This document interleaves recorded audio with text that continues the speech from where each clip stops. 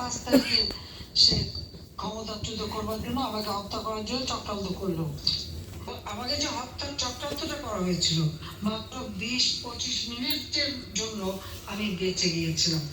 দেশকে রক্ষা করতে হবে, দেশের মানুষকে রক্ষা করতে হবে।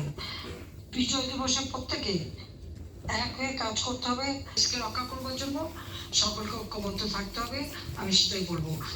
ইনশাআল্লাহ বাংলাদেশ আবার মুক্ত হবে, দেশের মানুষের গণতান্ত্রিক অধিকার ফিরে পাবে, অর্থনৈতিক মুক্তি আসবে, উন্নয়নশীল দেশ হিসেবে আমাদের যা অব্যাহত থাকবে এবং আমরা 2041 সালের মধ্যে স্মার্ট বাংলাদেশ গড়ে তুলে জাতির পিতার স্বপ্ন পূরণ করবো।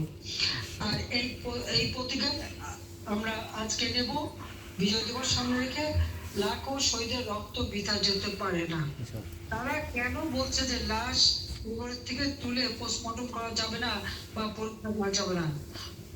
কোনো পরিবার যদি চায় বা মামলার স্বার্থে যদি চায় তো অবশ্যই লাশের এবং পোস্টমর্টম করা যাবে।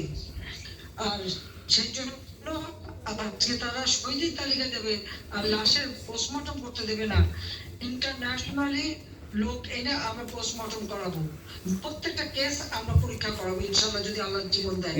সব কটা লাশের ময়না তদন্ত করে তার প্রকৃত মানে খুন কারা করেছে সেটা বের করে তাদের শাস্তি আমরা দেবো। আমাকে যে হত্যার চক্রান্তটা করা হয়েছিল মাত্র 20-25 মিনিটের জন্য আমি বেঁচে গিয়েছিলাম।